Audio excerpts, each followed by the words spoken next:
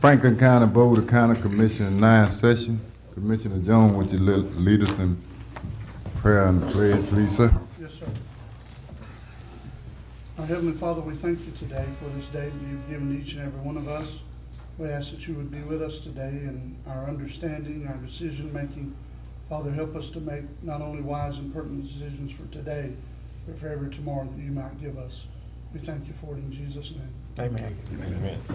I pledge allegiance to the flag of the United States of America and to the republic for which it stands, one nation, under God, indivisible, with liberty and justice for all. Morning. Next on the agenda will be approval of the minutes. So moved. Second. Got approved by all. Yeah. I got a motion on the floor by Commissioner Jones Master. Second by Commissioner Burt. Yeah. All in favor? Aye. All opposed? That passed unanimous. Next on the agenda will be payment of the county bill. So moved. Second. Got a motion on the floor by Commissioner Master, second by Commissioner Jones. All in favor? Aye. All opposed? That passed unanimous. Next on the agenda will be the high sheriff, Mr. A.J. Smith. I'll go and say let you do public comments first, and then I'll bring up that item. Okay, just a minute. Public comment?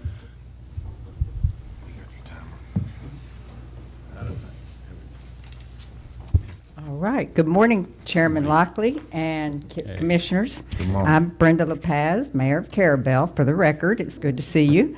I bring you all a message from the Carabel City Commission regarding the Weems Hospital dilemma that you continue to face each and every day.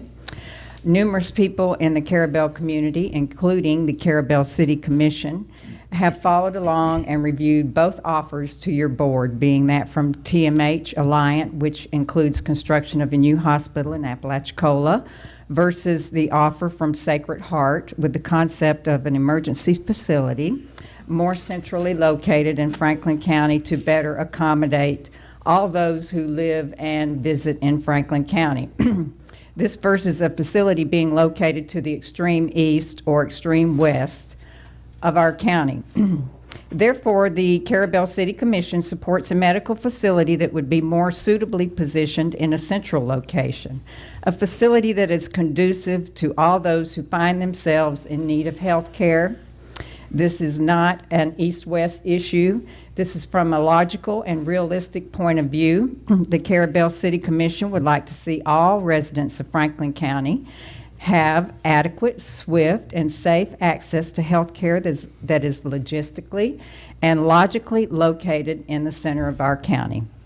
In addition, I've been requested by multiple citizens from the Carabel community to deliver a second message, that they overwhelmingly prefer centrally located facility, which again is easily accessible, and that the facility be managed by Sacred Heart because of the services offered, the central location offered, and the overall end cost to the citizens and taxpayers.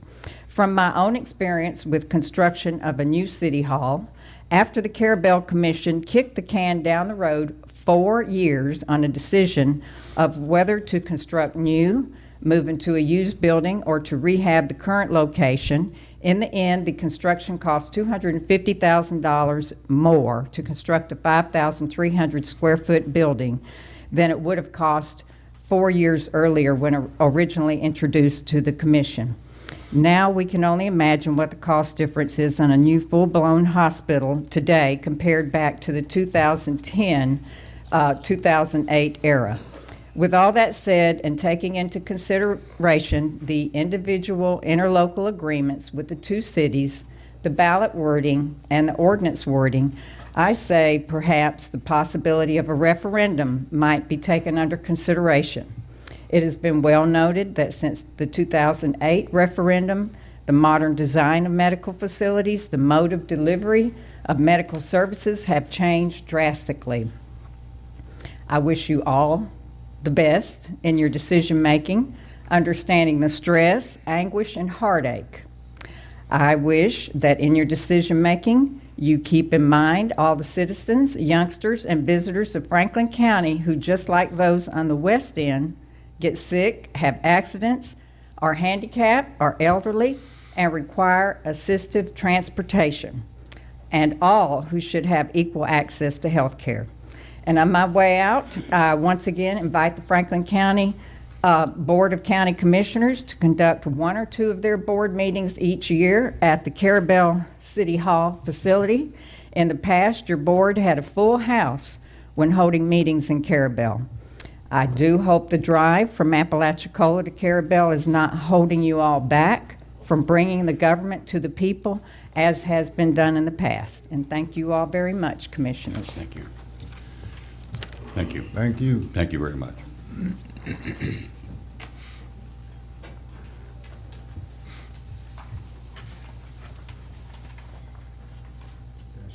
Public comment?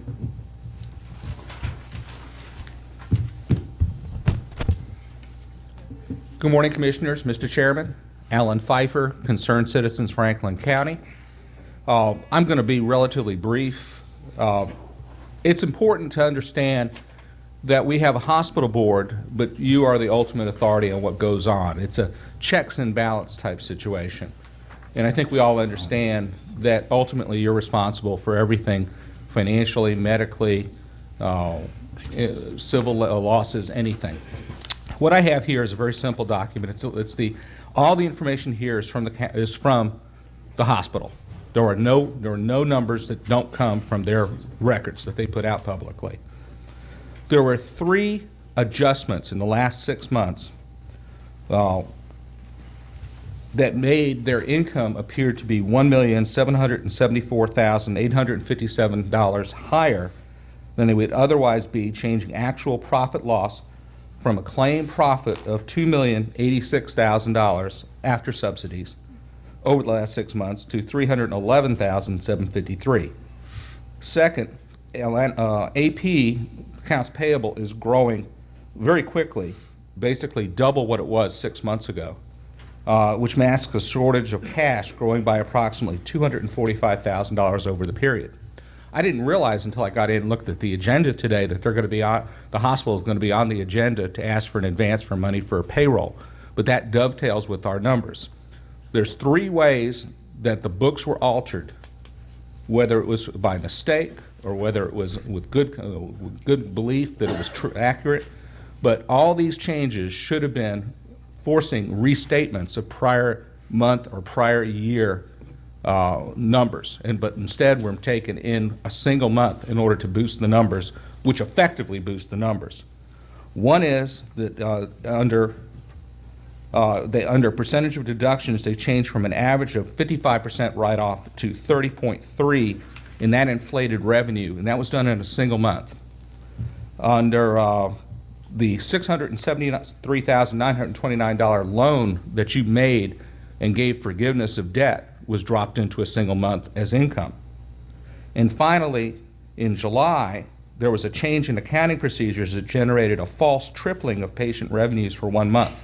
In fact, they show patient revenues of $1,600,000 when there's no other month that goes over $621,000, and the average is about $450,000, but it shows $1,600,000 in that month. This is the type of oversight that somebody with some type of professional needs to be looking at for you, so that you don't get caught when things like this happen and believe all of a sudden that there's been a change. In fact, at last week's hospital board meeting, someone said, well, we're paying our bills too fast, which can't be true at all, because trade accounts payable right now is just under $500,000, which is the highest it's been in the last 6 months, and double what it was 6 months ago. I'm just asking that the checks and balances that you are responsible for be seriously looked at, and not rely on numbers that are not in fact certified when you make your decisions. And I want to thank you for hearing from me this morning. I appreciate what you do. Have a good day. Thank you. Public comment? Good morning, Commissioners. My name is Bud Hayes. I'm here on behalf of the Franklin County Humane Society. Mr. Bolt, I appreciate the signage, sir, that you provided for us. You're welcome. Way back at budgetary hearing, y'all voted to give the Franklin County Humane Society a certain sum of money, approximately $35,000. And then before we got the money, in some sort of a quasi-Ukrainian quid pro quo type thing, y'all decided to withhold our money. It involved us blocking off a driveway on our property. We had subsequently opened up the driveway. We've done everything we were supposed to do, and y'all still have not provided for us to have our money. We've had some tremendous expenses. I saw Sheriff Smith in here. I think y'all all saw that they took in a dog, emaciated dog, in very bad shape. The sheriff's office took it in. Well, guess where it is at the Humane Society. We're treating that dog. Over the past year, we have serviced probably 600 dogs typically in a year. Last year, we serviced over 900 dogs, so we're in dire need for funds. I'm just asking y'all to allow us to get the money previously given to us. We're not asking for anything new, just what we've been previously granted. Thank you very much. Thank you. Public comments?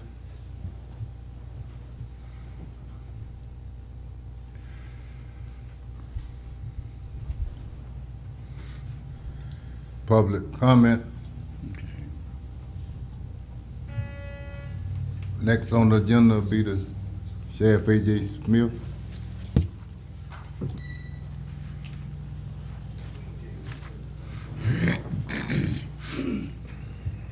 Public comment? Yes. Hold on, Sheriff Smith. All right, Commissioners, if you would, using the paper report, go to the last page, page 8. I'm sorry. Page 7, Commissioners. What you're looking at on the paper is the Second Amendment resolution. At the last meeting, the Board of County Commissioners asked that staff come up with a resolution to show that the county is supporting the, I'm sorry, it's second to the last page, item 16. That the county present a resolution to the Board of County Commissioners stating that Franklin County supports the Second Amendment. Sheriff Smith also wanted to come on behalf of the board and this resolution to show support for it. So that's why he's here at the podium. So I don't know if you want him to speak first, and then you guys review the resolution as part of your agenda packet. You can review it and make determination as to how we're going to go forward with that. Sheriff Smith?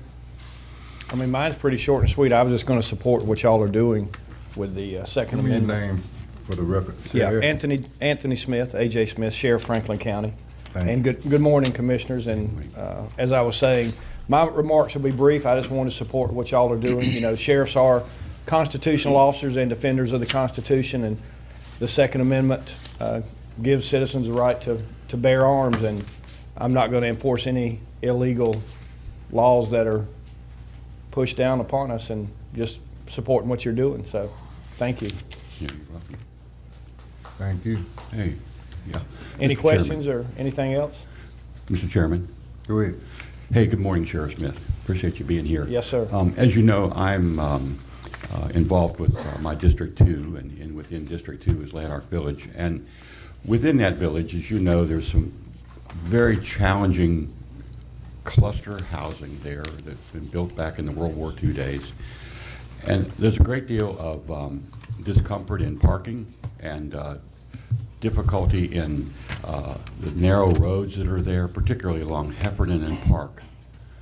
I'm wondering if you could consider that the sheriff has any resources to mitigate the speeding more than just surveillance. And if, based on your comments, I had a follow-up suggestion potentially. Well, as you know, we've been to a lot of meetings out there, the community meetings, and talked about what we've been doing. We have a full-time deputy that's assigned to nothing but traffic, and he's worked a lot out there. We also have a traffic counter. We put it out there back in September to do a traffic flow, and most of the cars weren't speeding. You know, that's kind of the bottom line. I guess some of them maybe appear to. I mean, I'm looking at the report right now from September. the maximum speed was 31 miles an hour. 85% of the cars traveling were doing 19. So, of course, the speed limit is 15. So, you know, This is relative to Parker and Heffernan. this is specifically for Parker. We've done them on Heffernan, we've done them on Oak, we've put the traffic counter out so that we could, instead of just guessing, to have an accurate number of what's going on there, and we do. So I think some of the folks out there have talked about speed bumps and stuff like that. Yeah. That's really not up to me, that's up to y'all. But, you know, I guess if one person sees a car speeding, then they Sure. tell another person, and they tell another person, and before long you have, but it's really, from the data we collected during that time, we can put it out some different dates and try to collect some different data, put it out for longer if you'd like, and look and see what the numbers look like, and bring it back to you. Happy to do that as well. Okay, I think the data is factual. Let's do a recheck of that data and put it Okay. out again, and we'll How long would you like double-check it, how long would you like us to do it? your suggestion. Okay. That'd be fine. And you know, we bought some more of the radar signs, and we put those out there. I think those are effective. And, you know, just a combination of all of it. I think we've done it, you know, the staff has done a good job of enforcement. Because not only do we have a full-time traffic person, but then whatever the zone deputy working out there, they're working traffic as well too. So, you know, if we saw that there was a particular time when traffic was bad, that's when Lieutenant Ward goes out there and works it. But it's really, from the data we see, not that bad. Okay. But we can do a more recent, Yeah, let's focus Survey on and- Parker and Heffernan. Okay. And then we'll double-check our data and report back to the folks. Okay. And then we'll decide if we want to do advanced work from there. okay, sounds you. great. Anything else? Anybody got anything else for the sheriff? Well, I'm sorry, sir. No, go. I'm I was going to say, we kind of digressed from what the sheriff was up here for originally, so I want to kind of take care of business with that if the board didn't mind. Commissioner Jones, you're the one that made the motion about the resolution, and you helped me a lot of work researching this resolution. I would say the main parts of the resolution is towards the end. Be resolved, section 1 and 2. If you would mind, do you want me to read it? Do you want to read it to the public so that you know exactly where you're heading? You sure? Okay. So basically, I'm scrolling to the end of the resolution. Section 1, the Franklin County Board of County Commissioners hereby declares Franklin County support of the Second Amendment and opposition to the infringement of the rights to bear arms in order to preserve for the people of, on, and in Franklin County their rights guaranteed by the Constitution of the United States of America. Section 2, the Franklin County Board of County Commissioners hereby reaffirms our solemn oath to support, protect, and defend the Constitution and government of the United States and of the state of Florida. And if this board adopts this here this morning, this would be a resolution adopted this morning, the 4th day of February, 2020. Motion to Last approve. vote. Second. Got a motion on the floor by Commissioner Jones, second by Commissioner Parrish. All in favor? Aye. All opposed? That pass unanimous. All right. Good. Thank you very much. Have a Thank you great very day. much, Sheriff. Thank you, Sheriff. All right, I got one thing to say before we move on. You know, it's nice for everything to be nice, but I think the city should attend the city business, the county should attend the county business, and the state should attend the state business. That's just this commissioner's opinion. Next on the agenda will be the superintendent of school, Ms. Tracy Moses. Good morning, Commissioners. Mr. Chair, thank you for having us this morning. We appreciate your continued partnership in keeping our schools safe and assisting in the support for the Triumph grants. We have a strong partnership with our county commission, so we appreciate that. I am here this morning asking for some assistance. We have some property behind the school district the school owns, and we don't have an emergency escape route. So when the hurricane happened, the roads were very damaged, and there was no other way really to get, you know, in or out. And if there's ever an emergency on that campus, there's one entrance and one exit. So we are wanting to use our property behind the school that would exit on our property on Highway 65. And we have some information for you. We have the easement And we also have a map, and I have with me the Director of School Safety for the district, Mr. Rob Wheatley, to explain exactly what we're asking, because I think there was maybe some miscommunication, and we had to change our email domain. We had some cybersecurity potential threats, so we changed our email domain. So there may have been some miscommunication back and forth, but I wanted to just make sure we explain exactly what we're asking the county commission to support the school district in today. So I will give you these copies. And let Mr. Wheatley explain to you. On the back page, there is a map, so you can see exactly what we're asking, and we attached a copy of the easement as well. Morning, Commissioners. Rob Wheatley, Director of Security at the school. For the last 2 years on our risk assessment, our annual risk assessment, the number one priority has been this evacuation road. We only have, like Ms. Yoder said, we only have one way in, one way out of our campus, and that's the front of our campus. If something was to happen in the front of our campus, we would have no exit whatsoever. Our rally point, one of our rally points is the football field if something were to happen. And from the football field, we would exit out the back entrance there. And if you look at the map on the back, the area in question that we really want to look at is from our football field to where the subject parcel pointer is. That area right there, it's approximately a mile long, and that's where the clearing we were asking your help in to take place. But we don't have the equipment. We don't have, basically, we need your help in making this happen. If not, then we have to go into another route or other alternatives. So, do you have any questions for me? Anybody got any questions? I got one. The lawyer supposed to sent y'all some paper. Did y'all get all that straight? For sure? Mr. Chairman, I believe Superintendent Yoder has touched on one of the issues that I think has prevented the free flow of information, the exchange of information. When this matter was first brought before the board in the fall of last year, your directions to me were to gather information from the school board so that you then could have your engineer create essentially a cost assessment so you would know how much time and effort from the county's in-kind labor would be an expense to the county. There was also a need to get a clarification on the amount of money that the school board had available, clarification on what type of road was going to be built, basically a list of questions that I got from the engineer for the information that would be needed.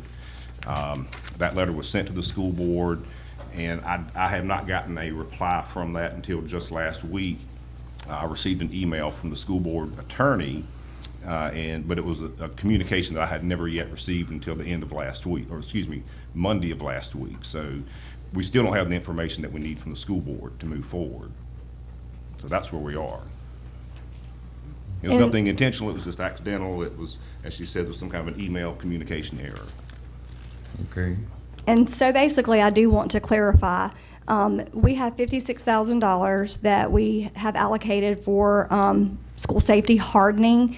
That money is specifically for hardening on your school grounds. And where we're at, we need to move on this because we're going to have to give that money back to the state July or June 30 if we do not allocate. So basically, we're just asking for the use of your equipment. And, I'm not really sure how to estimate the cost of using that equipment. Basically, we don't have the big tractors and we don't have the equipment. So our next step would be to go out for bids, which we would have to take money out of our general fund that has not been allocated. So we're basically just asking for some in-kind service from the county. There is no liability, no responsibility to maintain this road. It will be maintained. We have the smaller tractors, the trees that are down and the things that are down on that road. We don't have the heavy equipment to do that. So if there's anything further that we need, we're glad to do that. But I think I just wanted to clarify today, we're not asking for a major expense from the county. We're really asking for some heavy equipment use and some manpower to get this done. And a time frame, Mr. Wheatley, how long do you think that it would take if we were to work on clearing this? I mean, it's not a lengthy time frame. Yeah, I would say 2 months, probably at the most, to get it done and started from start to finish would be my estimate, but that's me speaking, so. And that's not going to be 2 months every day. I mean, we know that the county cannot afford, and you don't have the manpower to provide somebody for 2 months straight to do that. I think it would be a combination effort of district staff and county staff.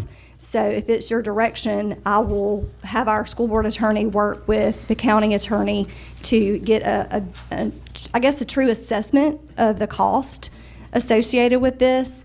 I really don't think it's going to be a major expense to the county, and the maintenance going forward will be the responsibility of the school district of the road.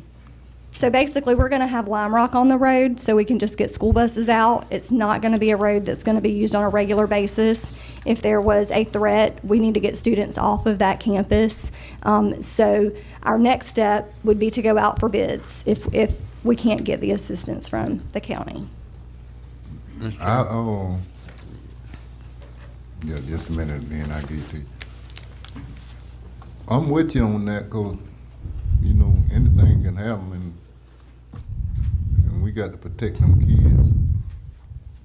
I know that y'all the school and we the county too, but it's just much, I mean, but we got to come to.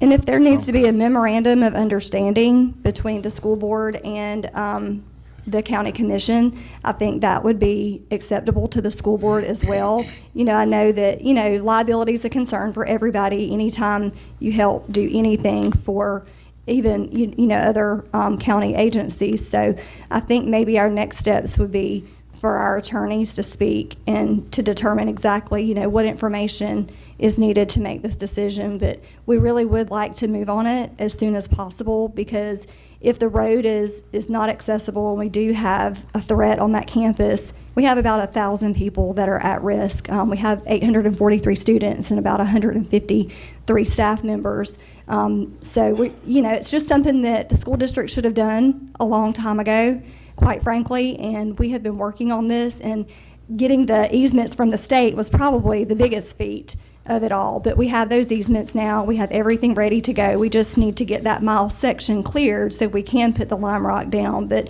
you know, we appreciate any assistance that the county can provide, even if it's not the total help of getting the road ready. Any assistance that you can provide in that would be greatly appreciated.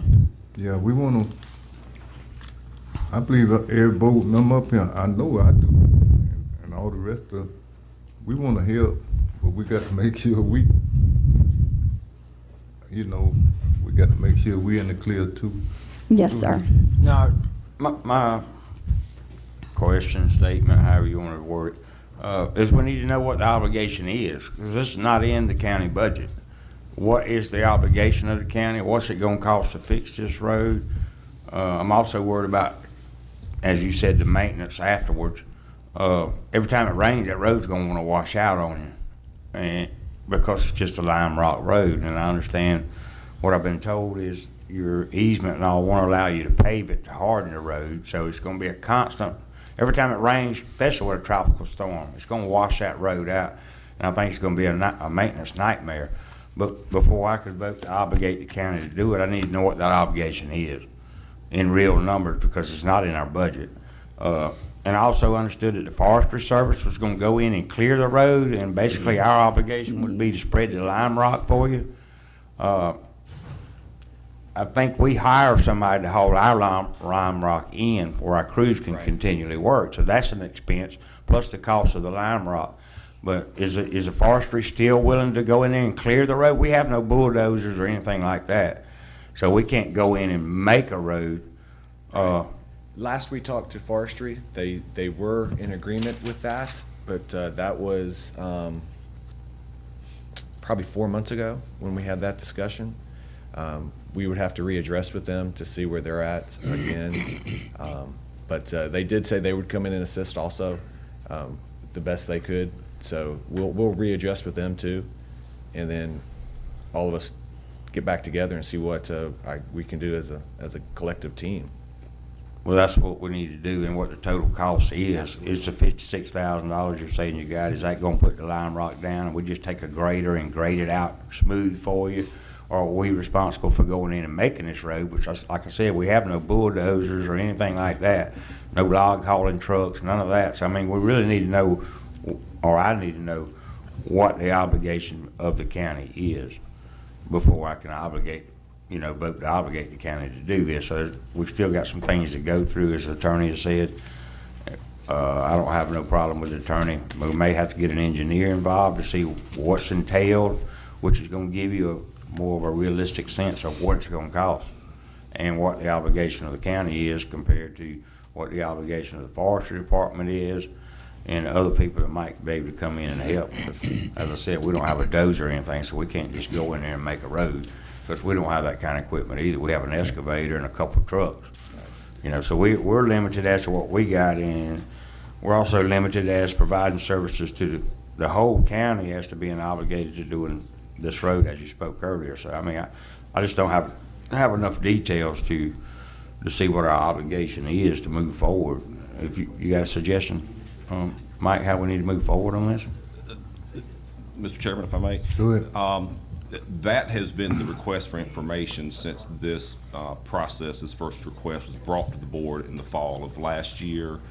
When I spoke to the engineer, I mean, I've built plenty of forestry roads, using best management practices on my own property, so I have some personal knowledge of how to build a forestry road. I'm also familiar with problems with stormwater and things of that nature. But instead of relying on my personal knowledge, I went back to the county's engineer and said, what type of information, this is the request the county has received, what information do we need? And not unexpectedly, he asked, well, are there any plans? If they have plans, we need copies of their plans. We need to know what type of road's going to be built, what the cross-section is. That way he can then calculate the amount of materials that would be needed, which would then allow him to calculate the manpower cost. We've talked about widening the road. That was originally discussed when this matter was first brought to you in the fall.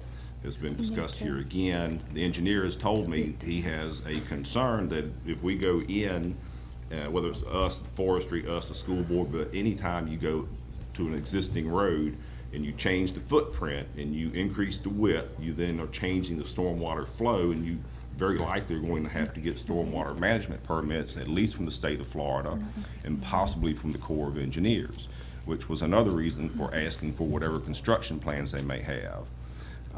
There was a November the 4th email that I believe Ms. Yoder in good faith believed I had received, which I had not received up until Monday of last week, which made a reference to construction plans and permits. I have asked the school board attorney to provide me that information to the extent it exists, so I can then give it to our engineer, and hopefully they can come up with a reasonable cost estimate. But there are some things that need to be clarified. A number of the points, frankly, that had been unanswered, in fact, are addressed in this November the 4th, 2009 email, in terms of school board says that it would be completely responsible for the cost. They haven't really necessarily addressed the indemnification issue, but it's been addressed here this morning. So I feel like we've made a lot of progress in moving forward on the points that need to be discussed, so that the attorneys can then do their job to represent the clients and come up with a working memorandum of understanding. But right now, the gatekeeper issue is building plans, construction plans, and whether or not there'll have to be a stormwater management permit. If it's required, who's going to be responsible for obtaining it? In my personal experience in dealing with state planning agencies and permitting agencies, they don't issue these permits in a 2-month period of time. But those are decisions that need to be made by the engineer, whether it's the school board's engineer or someone that's consulting with the county to assist in this matter.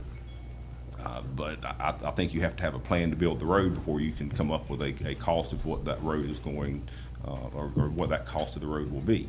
And right now, I don't know that we have those plans, but. Mr. Chairman? Another issue I have was, is there gonna be ditches on either side of the road to keep the water off the road? In other words, the road needs to be elevated, it needs to be crowned where the water runs off, and it's gotta have a place to run off to. and where do the ditches flow to actually enter the ditch. So if you don't, it's gonna be a continual nightmare of maintaining a road that's full of water and washing your lime rock out. Well, and to We get. don't normally build dirt roads as a Right. county. We try to do it, so many feet wide, and there's ditches on either side, and the road is crowned where the water runs off the road instead of laying on the road. There's a whole lot of things besides just pushing down a dirt path and call it a road, if you want it to be a sustainable road. I'm not an engineer, but having been sitting up here for a long time, I know quite a bit about how it all works, but I'm definitely not an engineer. But if the school board in the county works in collaboration to build a road, I want to see a road that's going to be there for you. I don't want to just build something and then every month it washes out and then it's a continual nightmare for the school board to maintain. I'd like to see it done right, but I know what I understand, there's limitations on the easement that you've been given as to what you can and can't do. I understand that too, but I don't know how it all works, but we've still got some answers that we need to make sure it's done right for the kids and staff you're talking about. And some of those kids and grandkids are probably some of ours. So we understand, but we just got to make sure we want to do it right, but do we have the funding to do it right? And do we have the plans to do it right? I don't know. As I said, I'm not an engineer. Right, and some of those restrictions, when we met with DEP, like you referred to in the easement, we will have to adhere to those to have the road at all for the access. So Mr. Whaley did attend a lot of those DEP meetings and is more familiar with some of the things you're asking, so I'll let him speak to that. Carl Whaley. Mr. Parrish, the roadbed is typically laid out as a fire break. That's how it actually started. And it's a sand fire break, but it has been hardened over the years by being used by the forestry. And, we're talking about runoff. That's one of the reasons that we have to use a semi-permeable substrate for the road, is so the water is managed. There is no real water management plan that is required because the water is going to hit the road and it's going to soak through. I agree that there is washout issues that will have to be adjusted to over time. But again, the school district owns equipment that is capable of maintaining. We do not own the equipment capable of constructing. And it's for the benefit of our students. If, Lord forbid, anything ever happened on that school campus. And that's our main concern. We battled with the state of Florida for 10 years to get this easement, and we are very anxious to move forward with this road for the security of our students. How long is it, that road y'all, It's a little over a mile, a little over a mile? Chairman. Mr. Chairman. Go ahead. Ms. Moses, you had mentioned about some money that you had that is timed that you might lose it.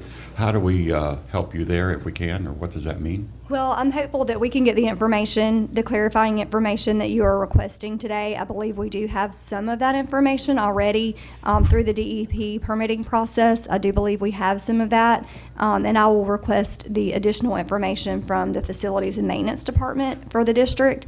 And basically, we really would like to April, May, ideally, be working on this, because June 30, it's basically, this is hardening money and you use it or you lose it. And the part of the issue that we haven't been able to spend it's restricted and allocated for hardening specifically. However, we haven't had the ability to move forward on the project with the process with DEP and getting permitting and those things just take a lot of time. So it's just a concern that, I don't want to give that money back because it's taken the district a very long time, and this should have been done when the school was built. It should have been in the forefront when the school was built to have an emergency escape exit. Ingress and egress cannot just be singular. So I want to extend our appreciation for your entertaining our request today, and we will get the additional information from our attorney to the county attorney, and I do apologize for the miscommunication error. It just did not come back across my screen and thought it had gone through. So we will make sure and ensure that we get the specific requested informational items to you as soon as possible so we can move forward with this project. Is that money available as a resource to facilitate what the county potentially might help you with? No, sir. The $56,000 is what it's going to cost to lay the road. That is the cost I see. for the road materials. I see. Yeah. And we were hoping to spread that further Yeah. with the use of the county as equipment and the aid of the county. Sure. To get this road passable Yeah. as soon as possible. I see the context. Well, Mr. Chulo, how about getting with the school board attorney and y'all seeking y'all speed up the process in a way? Yes. So we can try to, we don't want them to lose the money. I think we have I think our time frame is good. If we can have our people speak with your people, I think that the time frame will be adequate. As long as we start the project before June 30, I mean, we'd like to have it finished, so we're in full compliance, but I believe that the state will understand with the DEP process taking so long to get an easement. I do believe that it's a doable, so I appreciate Mr. Stuhler's assistance in this. Somebody get up, Mr. Howard Neighbors, he knows what's going on and he can help y'all good. Yes, sir. Definitely. I mean, we bypassing Howard and he's the one who builds the road, so he can let you know what you gotta have. Based on the chairman's comments, I want to make a motion, Attorney Schuler, that you can get with the school board attorney and hash out what it's going to take for us to do this memorandum to try to construct this road for the school. I second that. I got a motion on the floor by Commissioner Jones, second by Commissioner Burke. Burke. There you go. All in favor? Aye. All opposed? That passed unanimous. Mr. Chairman, just a follow-up. Would it be appropriate for you guys to give us a progress report at least every month? Just Absolutely. We will. Keep us moving. We will be happy to do that, so you know the progress, probably more so by photo. So you'll have some photos of it, and then when the project is completed, we definitely will bring forward some information for you on that, because it's a huge concern if we have a fire, if we have any, Absolutely. major issues, and like I said, this should have been done when the school was built, so we're working to get that done. Now, And Mr. Schuler, you wasn't a hold-up now, we just giving you I the, didn't take it that way. we just gave you to go ahead to get it. We just need the plans and whatever Plans and permits so get we it can get it fast. to our engineer. That's what we're waiting on, Mr. Chairman. Okay. But Well, thank y'all very we gonna try much. to help, we gonna do whatever we can. I appreciate the partnership, and while I'm here, I just wanted to give you some good news. I received a letter yesterday from the Triumph Gulf Coast Board regarding some fast-track funds for career and technical, and the Triumph will reimburse the school board or technical college up to $4,500 per completed certificate by residents in our county. This is geared towards our high school and adult ed population, and the following categories are carpentry, electrician, HVAC, plumbing, and pipe fitting. So we're very excited about that. That was in my initial pre-app. Remember that. And we were told not to seek that because it would not have a return on investment. However, I'm going to go back to my original pre-application and apply for that and hopefully bring those funds in through our district and for working with TCC. So that would be great for economic diversification for Franklin County, and the school district is happy to provide that service on our campus. So just wanted to give you all that good news, and I wanted to thank the sheriff publicly for assisting the school district in providing an SRO on our main campus. Before, we only had one, and there is an additional one now. So I appreciate the sheriff assisting the district with that, because we already have an MOU for 2 paid positions. So I'm very thankful that the sheriff is also in support of keeping our school students and staff safe. So thank you for your partnership. Mr. Chairman, one more All thing. them is good trades, because with that shipyard over there, any student can work at that shipyard and do that? Yes, sir, and currently we have also added the medical academy to our school, and we have, I think, 11 students right now that will graduate with their EKG certificate and CNA certificate. We are very successful with the welding program as well, so we've added a business program, a drone program, aviation, and we have a culinary program, so we are working to add more career and technical because that's what Franklin County needs to move forward. So thank you for your partnership. Mr. Chairman, one more thing if I could. Go ahead. I just wanted to make an observation.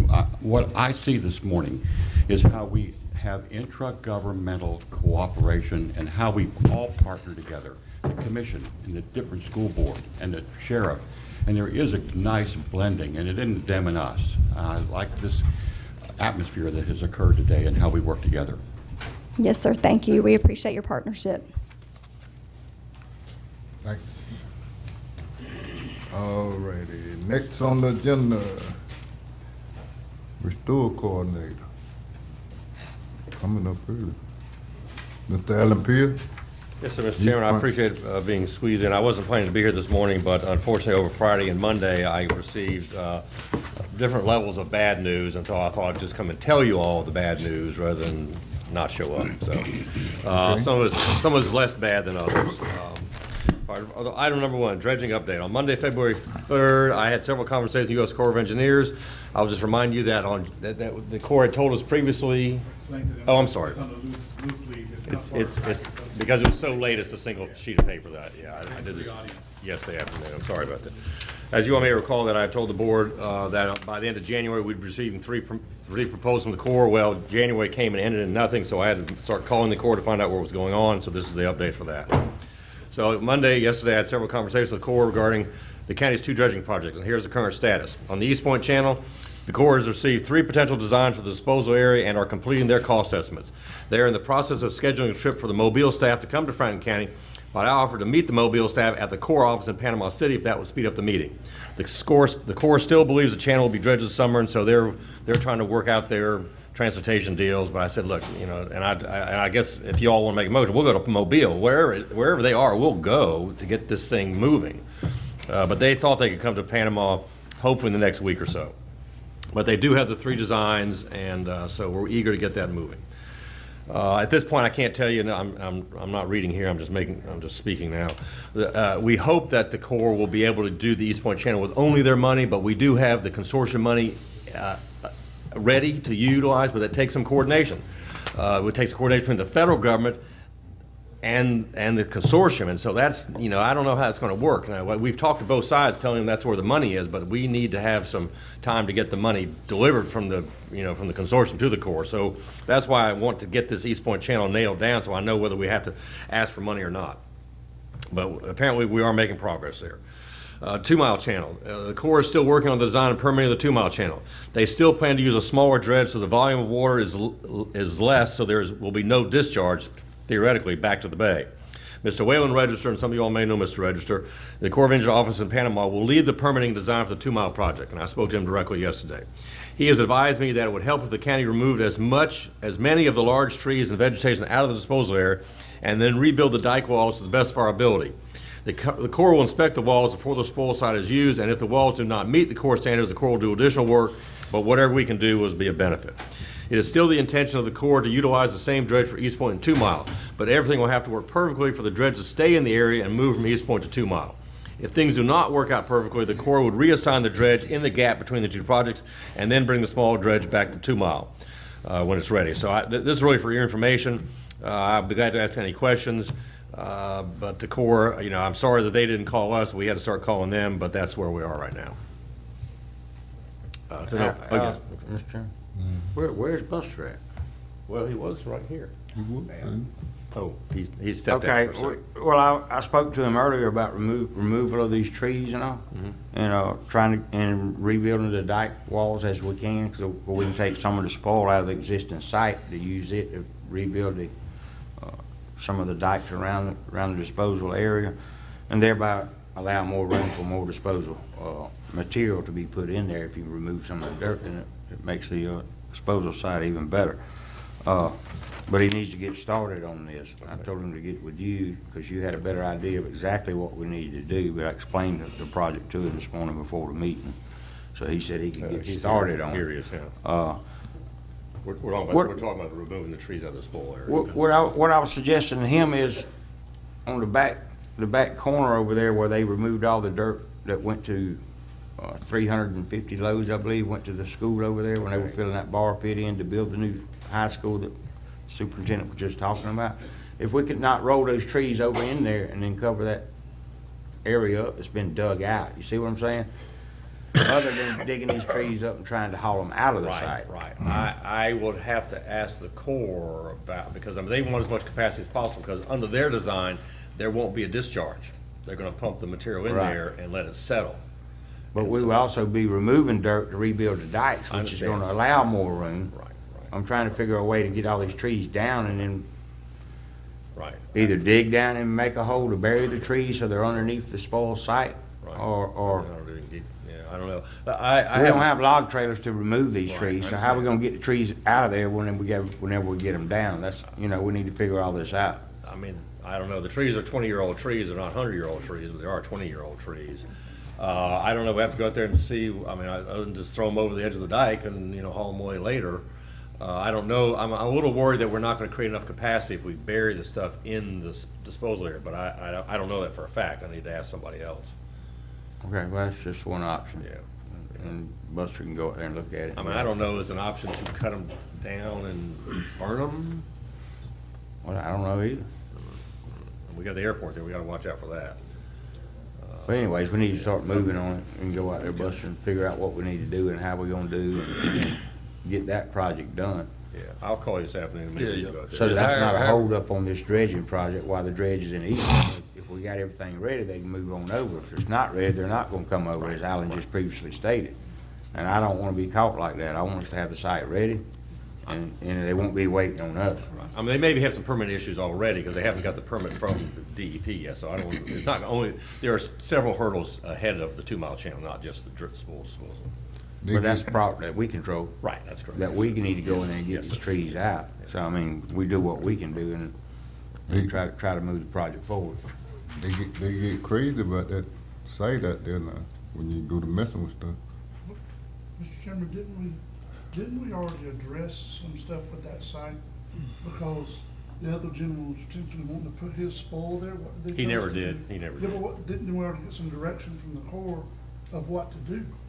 for the Well, site? Dig it out. They actually got, But what about the removal of trees? Didn't they address that? Well, the Maybe Corps I'm said, wrong, but I thought- yeah, the Corps just said, get as much out of there as you can, because, I mean, they didn't. Yeah, I actually proposed that they remove the trees before they put their dredge. Right, and they never, Because you cannot go in and they there. never removed the trees, so that individual never used it. Yeah, and you can't go in there and remove the spoil to get it ready for 20 years from now. If you got big old monster trees going up in the middle of it, you tractors can't remove the content of the spoil to make room for the next dredging project. So that's the reason I was saying get the trees out first. Right. And obviously, that's what they want, because that's what they relayed to you Right. yesterday. Right. Is to get these trees out of there. So we were on point when we made that statement, but. it Yeah, didn't because come Jones, from the other Corps, it individual actually did come not from us. ever use the site, so he never did any work out there. Oh, I know that. I'm saying we already talked about what to do with the Oh, trees. right. is what Right. I thought we had. I could be, Well, we were hoping he would haul them away. didn't work out. Didn't work out. Goes like that sometimes. So I guess I'll just go, I haven't been out there in a while, maybe this Okay. afternoon, you and I can go out there and. If we could walk our equipment out there, we can get the trees out of there, no problem, but I don't know, there still may be some salt places out there, so, I've never been in, so I don't know. yeah. Okay. All right, well, I'll get you this afternoon then. Okay, yeah, we'll look at it and, get a piece of equipment, walk it in, and see what it looks like. And however y'all wanna do it, we'll do it. We'll haul it off, bury it. Yeah, I'm gonna call Terry, I'll call Wayland Register first before we start burying things. I wanna make sure he's okay with that. Yeah. But we can haul it off, haul it right to the county yard, stockpile it, and, Well, when you get in there, you're gonna see it's a lot of trees. yeah, there's a lot. Well, I'm thinking that some of the tree area we don't need to deal with because they may not need all the disposal area. That's my, they told me to start on the east side and work west, and I think most of the trees are on the west side. So, anyway. Yeah, we'll look at it. Okay, thank you, sir. All right, item number 2. This is when the news really starts getting bad. We're going downhill from here. Okay. FEMA has sent over a draft hazard mitigation project for the Alligator Drive Road. As you may recall, the hazard mitigation was going to be the vertical seawall that was going to be built on the south side. It was structurally the main part, and then a small one on the north side. So FEMA sent over the draft hazard mitigation project review. This is the first time we ever saw anything they've done to us. And what they did was they had changed the material use, and I'm sorry I didn't really write this. I wrote it very quickly yesterday. So FEMA had changed the material to be used on Alligator Drive. The plans and contractor bid on a vinyl stem wall on the north side of the road, but a much stronger steel sheet pile on the south side along the road. During the FEMA review, somehow all the sheet pile was changed to vinyl. Hopefully it was just an oversight by FEMA, but it needs to be corrected because the engineer's plans call for a metal sheet pile on the south side. So the only good news is otherwise the mitigation project seems ready for approval, but this is a big difference between vinyl and steel. And I've talked to one of the FEMA reviewers this morning, as a matter of fact. He wasn't necessarily involved in this change of things. He tried to assure me that maybe it wasn't a big deal, but I've talked to Clay this morning, who's talked to the design firm. It is a big deal. Vinyl does not have the structural integrity that steel has. You build vinyl walls differently. Then the engineers never put vinyl walls in the open face of the Gulf of Mexico. So I don't know why FEMA made this change. It's either it was a mistake or they were trying to make their cost-benefit analysis work, because that's what happened after Hermine. You may recall that we had a design plan after Hermine with a sidewalk and a small stem wall on the north side, and FEMA took that out. They took it out because it made their numbers work. They didn't care about the design. They didn't care about the ultimate integrity of the deal. They had to get their cost-benefits to work, so so reviewers and who knows where just took it out. Well, we never built it, fortunately, so we didn't have that battle. I mean, Hurricane Michael came in and washed the whole thing away. But we can't, the engineer's not going to certify a project that doesn't meet the standards they think. So this is a big deal, and I don't know where we stand. I mean, I don't know what's going to happen. Hopefully it was an oversight, because the plans clearly showed vinyl on the north side, and maybe they just saw two walls, and they looked at the first one, okay, vinyl, we're really in a hurry, even though they had the plan for 4 months, but we're really in a hurry. And we just made an assumption that south was vinyl also, but it's not. It clearly shows on the plans a steel sheet pile. So that project, until we get that resolved, we can't build the road without the sheet pile. The road's going to wash out. It's crazy. So the only good news is the mitigation funds was $1.7 million, and their cost measure is $1.7 million. So apparently they're saving they're holding back the right amount of money, but we just got to get the materials correct. All right, so that's that. I will say on the other part, so FEMA basically does two things. You get a permit, a PW, to rebuild the road back to pre-storm conditions, and that's about a $3 million project. And that is under the review of the CRC. I think I told you all that, the Coordinated Review Council that's in Virginia. That's moving through. And then you have the hazard mitigation. And at the end, they all go together, but the two are being reviewed separately because one is an improvement and one's a rebuilding. And so that's how they do it. Hopefully it'll all come back. But I don't have a timeline now for what's going to happen. And sooner or later, the contractor's going to say, hey, my bid is gold. My bid is no good anymore. The costs are going to change. So, we're getting down to a point of bad news. Number 3, update on FDEP funding to complete the design for the beach renourishment project on Alligator Drive. As you all know, the proposed budget for the legislature has $50 million for beach renourishment projects around the state. I have spoken to DEP staff, and in order for our $200,000 designed to be funded in the way that DEP ranked them, the legislature needs to increase the funding to $83 million or somehow move our project up. The normal funding for DEP projects is $50 million annually, but and so that's what they sort of expected that they would need. But DEP staff said they had many more projects this year than they expected, and so they have $83 million worth of projects that they have asked for funding for. If we do not get funded for the design this year, we can try again next year, but each year the project is further away. I've notified Representative Schoaf of our problem, and he probably already knows about it because he's been monitoring the Alligator Point project. If we do not get funded this year, then the soonest the road would be protected by a beach would be 2023, and that's the earliest. I'm not even saying, I don't even want to give you a date, but that would be the earliest. And I'm going to the APTA meeting on Saturday to tell them the same thing. There is a possibility that our representative could get a proviso language put into the funding bill, which specifically will tell FDEP that you get $50 million, but no matter what you do, $200,000 must be spent on Alligator Point, and then let DEP work out the details about $200,000. Because you think $200,000 is not much out of $50 million, but it's enough that someone's going to squeal unless there's direct language to do that. But without that, commissioners, then there won't be any beach renourishment, and that road's going to be a vulnerable road. I don't know what to tell you. Well, you know, we have momentum with Representative Schoaf. He's the one who suggested Beechtree nourishment first Yes, before we built yes, the road. yes, yes. So there's that Yes. momentum Yeah, there. I mean, he knows about, Yep. yes, yeah. And so does the Secretary of District 3 of the Road Department. He's aware of all of that, and He's aware that it's not his problem. he acted like that, didn't he? Yes. Yeah, he sure did. Yeah, I gathered that. But, you know, we can just go on and work with him and just continue to partner with him. Well, I'd be glad to, but I mean, Get him moving on this issue. well, anyway, I decided I'd come in case there was questions. There was nothing but no good news out of my report this morning, and so it's one of these bad days. Okay. That's where we stand. Yeah, I tell you what, it could be some pretty bad weather between 20. Absolutely, Commissioner. Absolutely. And what makes me very upset is, again, FEMA has had these plans for 4 months. Yep. 4 months to review this stuff, and then we, without notice, we get a request on Friday. It goes to Pam. We need to get this thing signed immediately. We're in a rush. Our FEMA supervisors are telling us we got to get this thing approved. 4 months, no contact. 24 hours they want us to review it. Wait a minute, you changed the point. You changed the project. How did this happen? And vinyl sheet pile on the Gulf of Mexico is never a good idea. I mean, we talked to engineers. They never approve that kind of project. Mr. Chairman, Go ahead. what supports that vinyl sheet pile? Well, normally you have The dirt land. Yeah, the land. But there ain't no land There's no there. land. Exactly right. That's why you don't put vinyl out there. So you gonna be in contact with these people and explain that to them? I already did. Okay. I sent them well, I won't say a nasty email, but I sent them an email. You think we can get There's nothing Rubio there and to support a piece of vinyl? Yeah, I sent them a copy of the plan saying, look, we have rocks at the base, but there's 8 feet of wall that's not supported on the Let's put the backside. sheet pile in and then put the vinyl up against the sheet pile. Well, I need the money to do that. Good point. Gotta keep the sheet pile from I rusting I out. understand. That's what the vinyl's good for, but you gotta have something to support the vinyl. Right, right. You think it's appropriate to have Senator Rubio and Scott lobby for us at this point? Commissioner, I'll defer to whatever you all want to do. I mean, right now, it's still in the FEMA staff. I mean, whatever, you all call whoever you want to call, because it's, You need somebody with some common sense, yes, because them rocket scientists yeah. is messing up.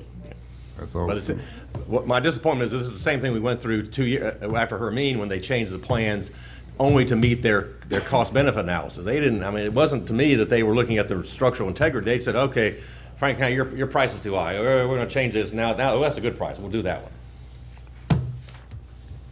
They always claim they worry about money, but they gonna spend $5-6 million and nothing to protect it. They ain't worried about no money, because that's gonna wash away. Well, the vinyl, my fear is if we agree to this and put the vinyl sheet pile in, it would fail, and FEMA would say, hey, you know, y'all, we gave you the money, you know. And vinyl ain't gonna work. No, it's not gonna work on the south side. It's okay on the north side where you have dirt on both sides and Right. basically it's just holding in place, but on the south side it doesn't work. You gotta have something to support that. Right. Some people know that, they just don't wanna do right. Okay, well, You want me to do the last thing? Oh, if you don't mind, Commissioner, Mr. Pierce, I'd like him to address item 19 on my report. This is my last item, it's the information item.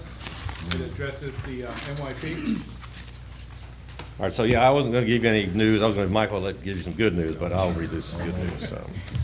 So, the good news is the MYP finally has been approved by Treasury, and so I've been working with Lang Consultants to do some other documentation that Treasury requires, but we got the letter from, well, we got the electronic version of the letter. We still don't have the hard copy. We got the electronic version saying your MYP is approved for 2 studies, stormwater on St. George Island Business District and dune restoration throughout the county. And so we now have to acquire a design firm by the process that Treasury sets out. We just can't use anybody we already have on, in stock, so to speak. We got to advertise and select somebody through that process that Treasury approves. So we're beginning that process. Hopefully, it won't take too long to do that. But Thank you. y'all want a break? Yeah. Let's take a 5-minute break.